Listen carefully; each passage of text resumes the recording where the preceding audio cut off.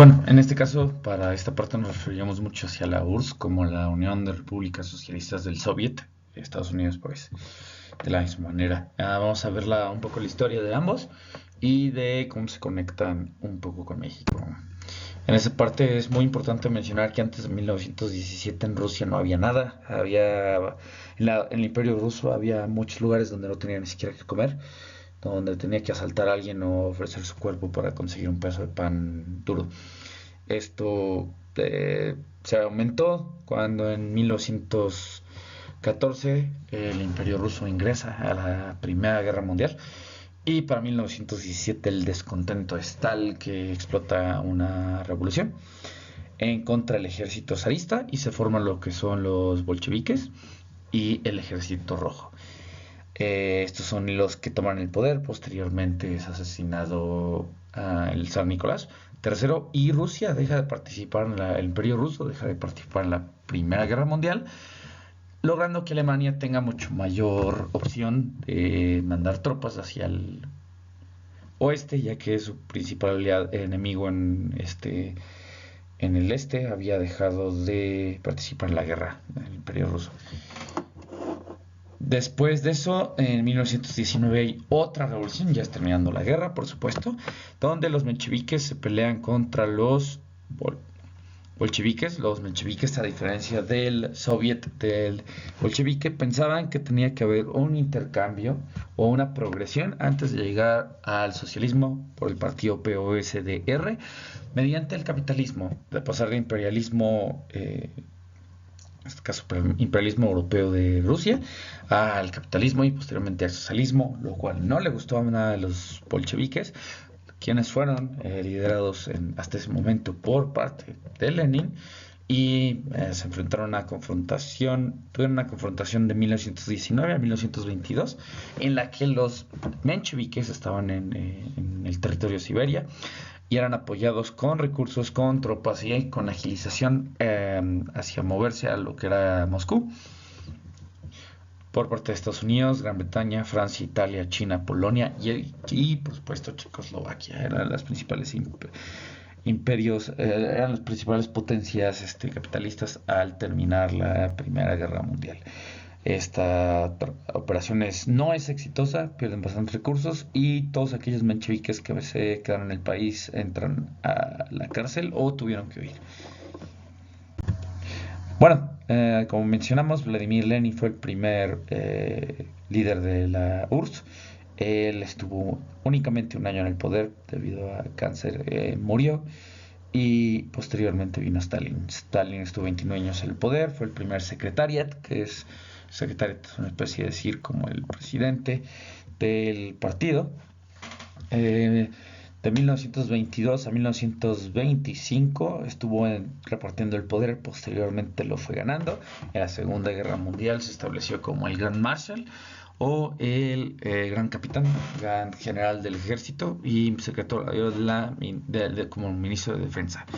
De 1936 a 1938 llevó lo que es la Gran Purga, en la que se eliminó a cualquier persona que fuera disidente en contra de su ideología o favoritario de Trotsky. En ese entonces Trotsky estaba en la Ciudad de México y fue asesinado.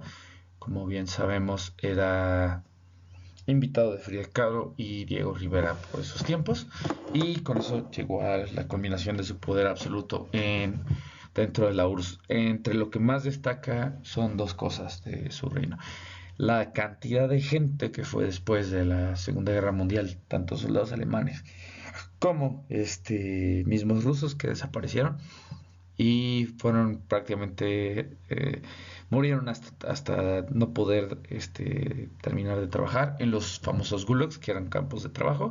Pero por otro lado, gracias a esa explotación laboral logró mantener y construir el tren transsiberiano que va de un lado de Rusia a otro, llega hasta el Pacífico. Después llegó Malnikov, solamente estuvo con 2 años en el poder. Fue en contra de Nikita Khrushchev. Nikita Khrushchev logró arrematar contra él, políticamente, por supuesto, y estuvo 9 años en el poder. Él consolida el poder nuevamente, el presidente del partido. Él critica las políticas autoritarias de Stalin y considera que no tiene que haber restricción en libros, que puede haber cierta libertad de prensa y una muy importante libertad de viaje dentro de la URSS a sus ciudadanos, porque muchos soviéticos tenían que pedir bastantes permisos para tener esa libertad relativa de viaje. Y por supuesto siempre mantuvo una crítica hacia Stalin después de que murió y de todas las atrocidades que cometió. Mantiene relaciones aunque frías, pero siguen siendo un presidente en las relaciones con Estados Unidos. Brezhnev, a diferencia de Nikita, pintó ser bastante liberal y posteriormente fue siendo más autoritario. Empezó con su plan de 5 años y con lo que no había logrado ningún autoritario en el mundo, mantener a su fuerza secreta, la KGB, en todas las organizaciones de gobierno para informarle directamente a su mesa qué es lo que pasaba. Andropov y Kereshenko estuvieron poco tiempo. Mikhail Gorbachev destaca porque con él terminó la Guerra Fría. Es en 1991, un día después de que él renuncia, cae como tal la Unión Soviética y se forma lo que es ahora Rusia. Cuando se firma la Carta de las Naciones Unidas en 1945 en San Francisco, existieron 51 firmantes. Aquí ponemos de un lado del lado derecho lo que son los que ahora son los miembros del Consejo de Seguridad, que fueron y son China, Francia, Reino Unido, Irlanda del Norte, Rusia, que antes era la Unión Soviética, y Estados Unidos de América. Por el otro lado ponemos entre los firmantes de el tratado dos de las exrepúblicas del Soviet. En ese entonces participaron como independientes, Rusia y Ucrania. Las demás fueron solamente un firmante, la URSS. Y en el caso de Canadá e India del otro lado, aunque no eran países independientes después de la Segunda Guerra Mundial, participaron entre los 51 miembros de la ONU. En este caso, India era la gran India como India-Pakistán, pero seguía siendo administrada por parte del Reino Unido. Yugoslavia es un país que en ese entonces no fue parte del URSS, pero era un voto soviético, que era lo que se procuraba. Entonces, digamos, acá tuvieron 3 y 4 como el soviet. Y por supuesto, a la participación de países como Polonia les convino en su momento antes de que empezaran las intervenciones de la URSS hacia su república. Acá menciono son los 9 presidentes que estuvieron dentro de la Guerra Fría. Cada uno tiene sus principales aportaciones a los movimientos sociales como tal, o a sucesos que hayan pasado en este momento. Como se menciona, en el 68 fue la marcha estudiantil en tiempos de estos días. Horacio Luis Echeverría, también se dio el famoso halconazo, Manuel Ávila Camacho, Miguel Alemán, Adolfo López Cortines, Adolfo López Mateos, Portillo, Miguel de Madrid. Comienza con la etapa de la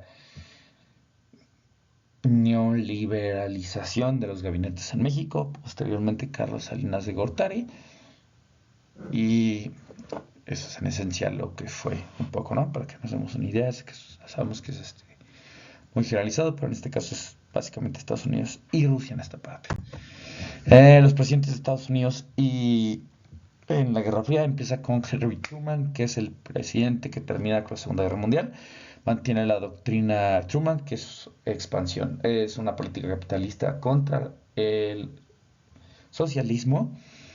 Y el plan Marshall, que es la reconstrucción de Europa. Recordemos que Estados Unidos, además de reconstruir Europa, prestó bastante dinero y recursos, por lo cual se mantiene casi como el hegemónico económico por 30 y tantos años hasta que empiezan a llegar otras potencias, después de 1946, por supuesto.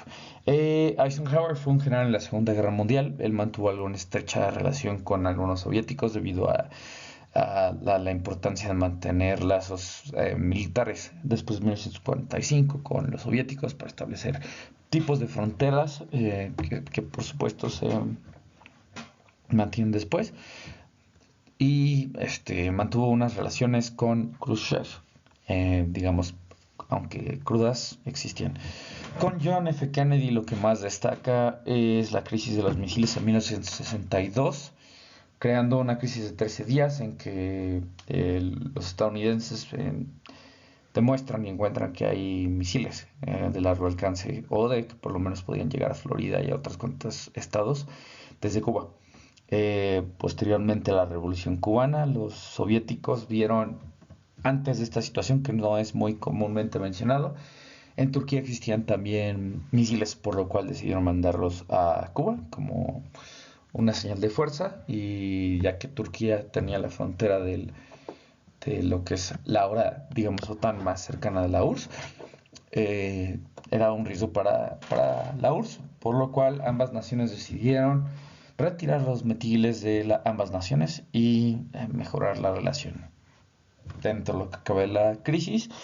Eh, Posteriormente, el presidente Lyndon Johnson mantiene el draft después de que es asesinado Kennedy, pasa como vicepresidente y después siendo presidente mantiene el draft obligatorio para todos los ciudadanos hombres desde los 18 años hasta terminar la edad militar para que pudieran meterse en conflictos directamente como lo que fue Vietnam. Esto fue en 1969 cuando es obligatorio.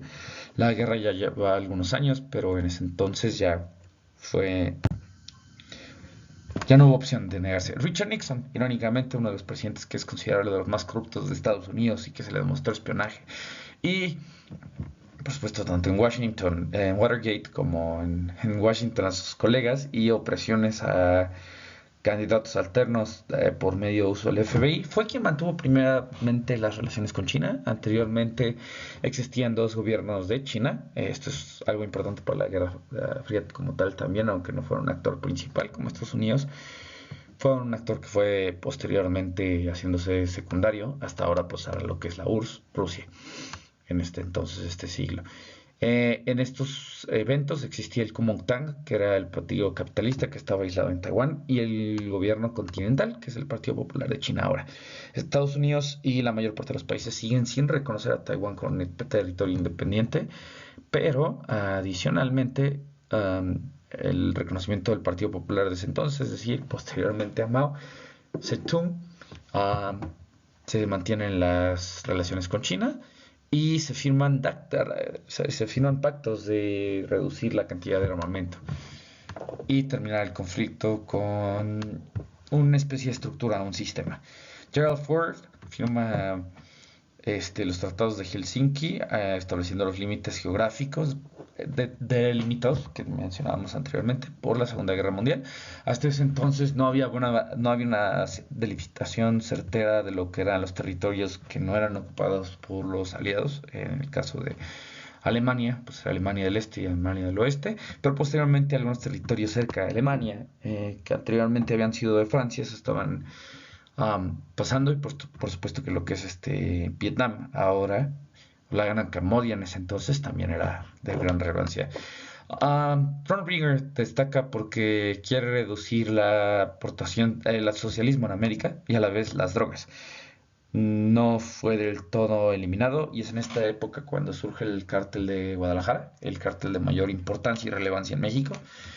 Y los cárteles de ahora, de alguna forma u otra, son descendientes de tal cártel. Este cártel surge como propuesta para que no tuvieran que ser mulas los narcotraficantes que simplemente tenían plazas en ciudades o alguno que otro estado por las drogas traídas desde Colombia, principalmente la cocaína, y deciden establecer un control de todo el territorio mexicano a fin de que los colombianos no pudieran encontrar rutas alternas y tuvieran que vender la coca a buen precio para que los mexicanos la revendieran. Es el auge del crimen organizado en las drogas en su tiempo, a pesar de que fue un ataque contra las drogas. También tenemos que contemplar que para el presidente George Bush, cuando es quien termina la Guerra Fría como tal, en su periodo, con Gorbachev, para ese entonces las intervenciones de Estados Unidos en el continente habían sido amplias y de bastante importancia y significancia, tanto que habían habido pérdidas de que entraron en operación y no lograron controlar a quienes salieron ganando, o establecer grupos de choque que terminaron trayendo dictaduras como la dictadura militar de Brasil, en la que se asesinaron una cantidad innumerable de ciudadanos: Brasil, Argentina, China, Nicaragua, Guatemala, Honduras, Bolivia, Salvador. La mayor parte de esos países y otros tantos más pueden decirse que tuvieron algún tipo de intervención en el siglo pasado por parte de Estados Unidos con lo que era la doctrina, digamos que podríamos decirlo con la doctrina Schumann, pero por supuesto que desde antes existía. Y pues esto es todo. Espero que haya funcionado y excelente día.